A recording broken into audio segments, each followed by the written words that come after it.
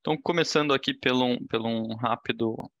panorama do cenário internacional. Nesse mês de julho, a gente teve mais uma rodada de altas de juros relevantes por parte dos bancos centrais dos países envolvidos. Então, a gente teve o Fed entregando uma nova alta de 75 pontos base, a segunda alta dessa magnitude, apenas o terceiro movimento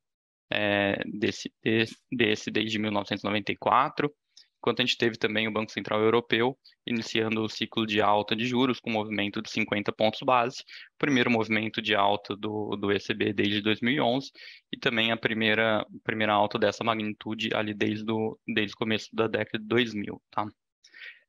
Nessas duas regiões, tanto na zona do euro quanto nos Estados Unidos, os bancos centrais estão se deparando ali com números de inflação substancialmente elevados, atingindo níveis recordes na zona do euro e os mais altos em décadas na economia americana. E em ambas as regiões a gente continua tendo ali os dados sugerindo o mercado de trabalho historicamente apertado,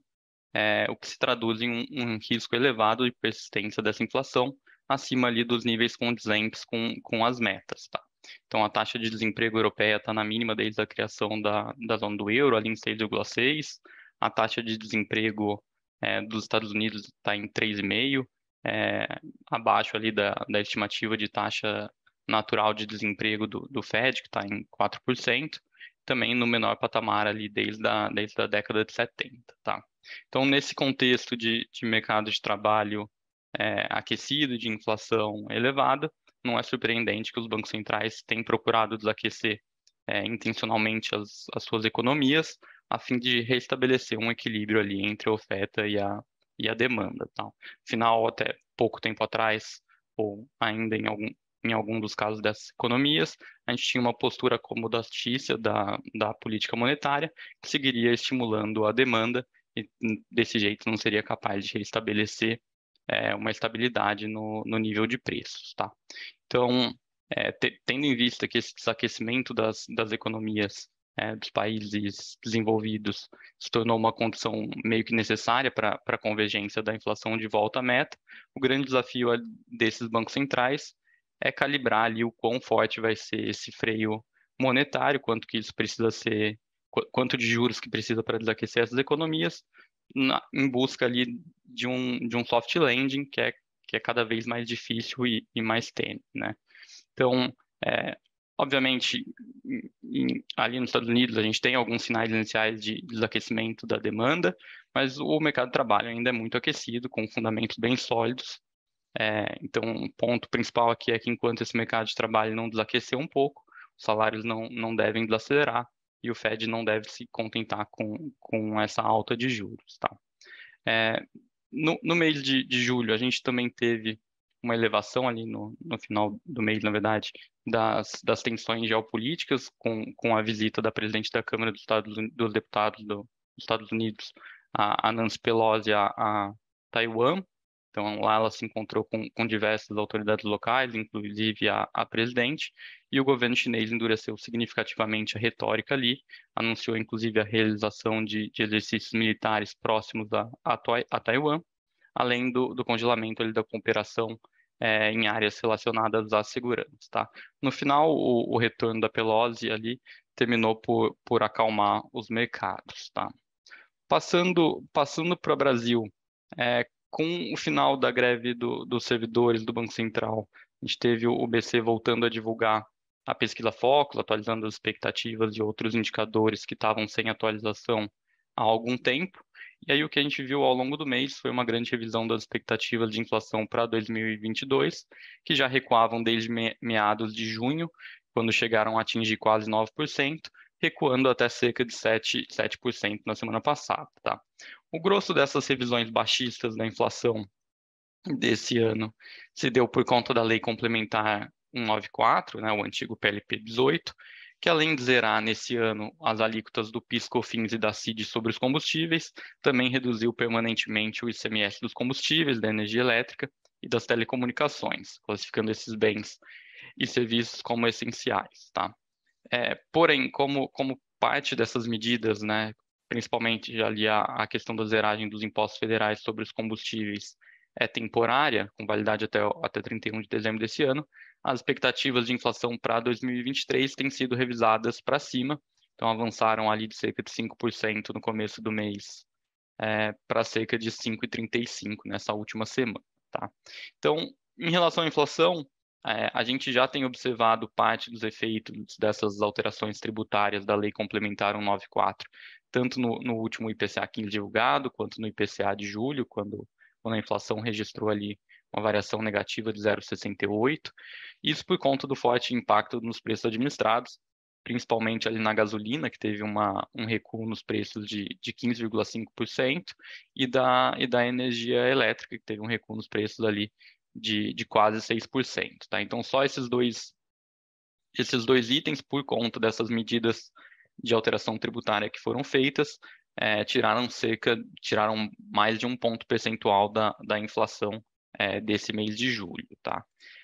Com isso, a gente começa a ver o IPCA acumulado em 12 meses recuando, então foi de 11,90 ali para próximo a 10%, se distanciando um pouco mais do pico da inflação nessa métrica, que ficou lá em abril, quando a inflação registrou um pouco mais de 12%, tá?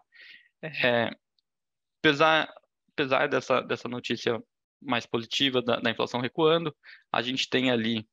dentre os preços livres, uma alimentação no domicílio ainda muito pressionada na inflação, tendo avançado ali 17% nos últimos 12 meses, os serviços que continuam avançando, próximos a 9% nos últimos 12 meses, quando a gente faz aquela métrica ao trimestre anualizada, também bem pressionados, ali próximo a 13%, tá? Mais uma outra notícia um pouco positiva, um pouco mais positiva nos dados de inflação, se dá na parte dos bens industriais, que também tiveram uma variação negativa, ficando ali abaixo do que a gente esperava, abaixo do que o mercado esperava nesse último mês, inclusive registrando ali a menor variação desde o começo da pandemia. Então, pode ser um sinal ali que com a normalização das cadeias, a gente começa a ver a parte de pressão inflacionária nos bens começando a ceder. A questão que fica agora é mais essa parte da inflação dos serviços mesmos que ainda está avançando, tá? Mas para ajudar um pouco a inflação, a gente também teve as commodities em dólar cedendo lá fora, e aí com isso a Petrobras já anunciou 2 reduções no preço da gasolina para as refinarias no último mês, por conta aí da queda do preço internacional, tá? Então a gente teve ali uma queda de quase 5% em 20 de julho, a gente teve mais uma outra redução de quase 4% ali no último dia do mês. Então, com isso, a gente tem revisado um pouco as projeções de inflação para baixo. Agora a gente projeta uma inflação de 7% para esse ano, porém, para ano que vem a gente revisou um pouco para cima, tem uma projeção de 5,6%, tá? Em relação à política monetária, na última reunião do Copom, agora já nessa primeira semana de agosto, o Copom elevou a Selic em 50 pontos base para 3,75. A principal novidade nesse comunicado, nessa ata, na nossa visão, se deu na mudança do horizonte levante. Então, antes, o Comitê de Política Monetária trabalhava com uma média ponderada entre os anos de 2023 e 2024, e o comitê agora passou temporariamente a olhar para a inflação acumulada em 12 meses no primeiro trimestre de 2024, buscando, assim, tirar um pouco os efeitos dos impactos diretos da redução temporária dos impostos federais dos combustíveis, tá? Vale destacar que para esse primeiro trimestre de 2024, a projeção de inflação do Banco Central está em 3,5%, contra uma meta ajustada ao período ali de 3,2%. Então, ainda um pouco acima, mas não tão distante assim como o ano fechado de 2023, tá? Com essa alteração do horizonte levante, e isso permitiu que o Copom possa sinalizar que o atual ciclo de aperto monetário vai terminar na próxima reunião, seja com a manutenção do juro em 13,75, seja com o último movimento residual, que fica cada vez menos provável, de 0,25, tá? Que levaria ali a Selic para 14%, tá? Mas se não fosse essa alteração de como o Copom está olhando o horizonte levante, não seria possível encerrar o ciclo olhando ainda apenas para os modelos de inflação dele, tá? Do lado fiscal, a gente continua tendo aquela dinâmica de curto prazo que é positiva e segue surpreendendo já há bastante tempo. Então, a gente continua tendo o governo central, a União registrando é, superávites melhores e surpreendendo o que o mercado espera, inclusive com os últimos dados ali, com uma série de receitas extraordinárias, a outorga da Eletrobras, os dividendos do BNDES, os dividendos da Petrobras, e com isso, inclusive os indicadores de dívida bruta do governo geral têm recuado ali em termos de PIB, tá? O, o desafio fica com relação às medidas que têm sido adotadas pelo lado político. Então, a gente teve a aprovação, promulgação ali da PEC 1 de 2022, a PEC dos benefícios, que instituiu ali e ampliou os benefícios sociais até o final do ano. Então, a gente teve ali a ampliação do Auxílio Brasil, do Vale Gás, a criação do voucher para os caminhoneiros e para os taxistas, que começam a ser pagos agora em agosto, nessa semana, e continuam a serem pagos até o final desse ano, transferindo ali pouco mais de 40 bilhões para as famílias, tá? Em outra frente, a gente tem também notícias de que o governo tem discutido, além de uma nova flexibilização do teto de gastos com a possível criação ali de uma meta de dívida, a possibilidade do governo enviar a proposta do orçamento para 2023, prevendo ali a manutenção da desoneração dos tributos federais sobre os combustíveis. Vale lembrar que essa medida tem um impacto relevante ali na inflação de 2023, mas tem um custo de uma perda de arrecadação da ordem de 50 bilhões por ano, tá? Então, por um lado, enquanto o cenário fiscal continua positivo no curto prazo, ele se torna cada vez mais desafiador para o médio prazo, seja pelas medidas de redução de impostos, como nesse caso,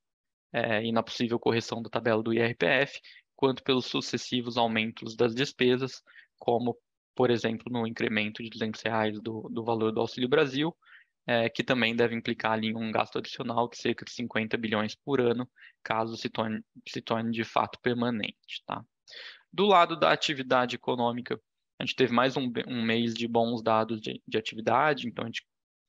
a gente vê o PIB caminhando ali para o segundo trimestre do ano crescendo acima de 1% em relação ao trimestre anterior, e o segundo semestre desse ano cada vez mais promissor também, dada essa aprovação da PEC que entra em vigor, que tem entrado em vigor agora com as efetivas transferências de renda para as famílias, com alívio nos preços dos combustíveis, e a gente continua tendo dados de mercado de trabalho bem forte, tá? Então, o CAGED continua apontando ali a criação de vagas formais da ordem de 270 mil por mês. A gente tem também os dados da PNAD contínua, mostrando a taxa de desemprego recuando bastante, recuando ali para próximo de 9%, menor patamar em muitos anos aqui no Brasil também. Então, com isso, agora a gente vê um PIB mais próximo a 3%, ali entre 2,5% e 3% para esse ano. Por outro lado, nossa projeção para o ano que vem é um pouco mais negativa, próximo a menos meio, tá? Então, acho que de maneira geral é esse o cenário com que a gente tem trabalhado aqui.